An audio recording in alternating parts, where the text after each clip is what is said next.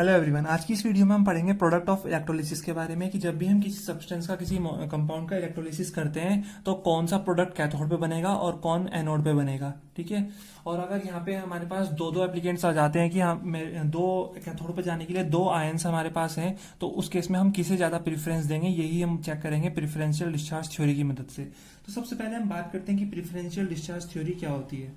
तो preferential discharge theory बोलती है कि हर एक आयन को, ठीक है, अपने इलेक्ट्रोड पे जाने के लिए एक मिनिमम पोटेंशियल की रिक्वायरमेंट होती है।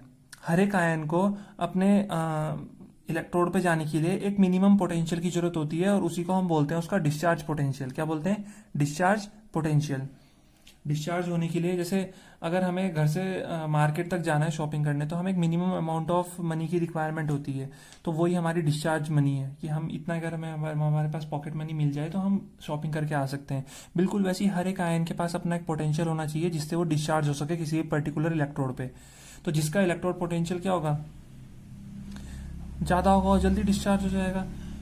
तो यहाँ पे हम क्या बोलेंगे कि अगर एक साथ हमारे पास कोई ऐसे आयन आके जिनका इलेक्ट्रोड पोटेंशियल जो है वो बराबर है, या कह सकते हैं कि बराबर तो नहीं है, लेकिन कह सकते हैं कि दो दो आयन्स आगे कि मेरे को भी इसी इलेक्ट्रोड पे डिस्चार्ज होना है और दूसरा बोलेगा मेरे को भी इसी इलेक्ट्रोड पे डिस्चार्ज होना है, तो हम कैसे उनको डिस्चार्ज करेंगे। तो ध्यान रखना है, तो उस केस में हम उस आयन को प्रेफरेंस देंगे जिसका डिस्चार्ज पोटेंशियल की वैल्यू क्या होती है, कम होती है। तो if more than one ion are attracted towards an electrode during electrolysis, then the ion having least value of discharge potential will be preferentially discharge.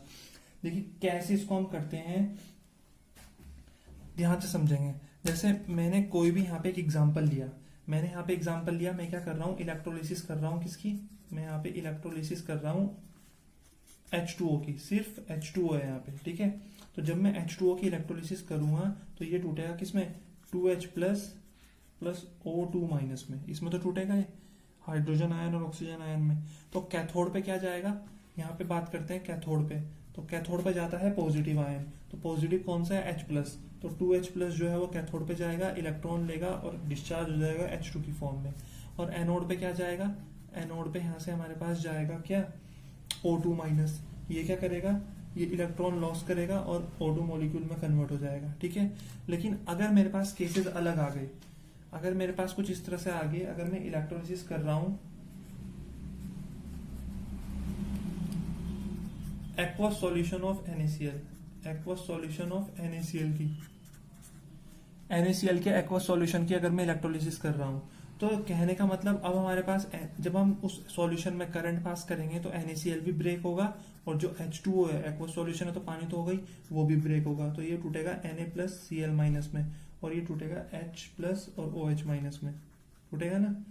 तो अब यहाँ पे सवाल उठता है कि अब कैथोड पे कौन जाएगा और एनोड पे कौन जाएगा, क्योंकि जब कैथोड पे जाने की नंबर आएगा तो दो कैंडिडेट हमारे पास होंगे, एक Na प्लस और एक H प्लस। तो अब इनमें से कैथोड पे कौन जाएगा, तो कैथोड पे वो जाएगा जिसका डिस्चार्ज पोटेंशियल क्या होगा, कम होगा। क्योंकि if more than one ion are attracted toward an electrode during electrolysis, then the ion having least value of discharge potential will be preferentially discharge. तो ध्यान रखना है, अगर हम हाइड्रोजन और सोडियम की बात करें तो हाइड्रोजन का जो पोटेंशियल होता है वो क्या होता है, कम होता है। ठीक है। हाइड्रोजन का पोटेंशियल क्या होगा, कम होगा। तो जिसका डिस्चार्ज पोटेंशियल कम होता है वो डिस्चार्ज हो जाएगा। तो यहाँ पे क्या होगा, हाइड्रोजन जो है वो डिस्चार्ज हो जाएगा Na प्लस और H प्लस में से। तो ये हो जाएगा हमारे पास 2H plus plus 2 electrons gives H2। लेकिन जब क्लोरीन एनोड की बात आएगी तो OH माइनस और Cl माइनस, मतलब O माइनस और O2 माइनस और Cl माइनस। ठीक है। यहाँ पे हम लिखेंगे O2 माइनस और Cl माइनस, दो दो एप्लीकेंट। ठीक है। अब इनमें कौन जाएगा, इनमें से भी वो जाएगा जिसका डिस्चार्ज पोटेंशियल की वैल्यू क्या होगी, कम होगी। तो 2Cl minus give Cl2 plus 2 electron, तो यहाँ पे जाएगा क्लोरीन। तो इस तरह ध्यान रखना है, जब दो आयन्स हमारे पास मिलते हैं सेम इलेक्ट्रोड पे, तो पहले वो आयन डिस्चार्ज होगा जिसके इलेक्ट्रोड पोटेंशियल की वैल्यू क्या होगी, कम होगी। तो ये चीज हमें ध्यान रखनी है। अगर हमें ये चीज मालूम है तो हमारे हाथ में प्रेफरेंशियल डिस्चार्ज थ्योरी का मतलब हमें मालूम है।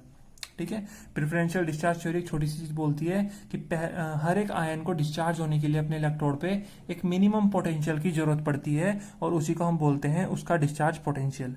और अगर सेकेंड चीज ये बोलती है, जो कॉन्सेप्ट है इस थ्योरी के पीछे, वो ये है कि अगर एक साथ एक से ज्यादा आयन्स जो हैं वो हमारे पास डिस्चार्ज होने के लिए आ जाते हैं, तो पहले वो आयन डिस्चार्ज होगा जिसके इलेक्ट्रोड पोटेंशियल की वैल्यू क्या होगी, कम होगी।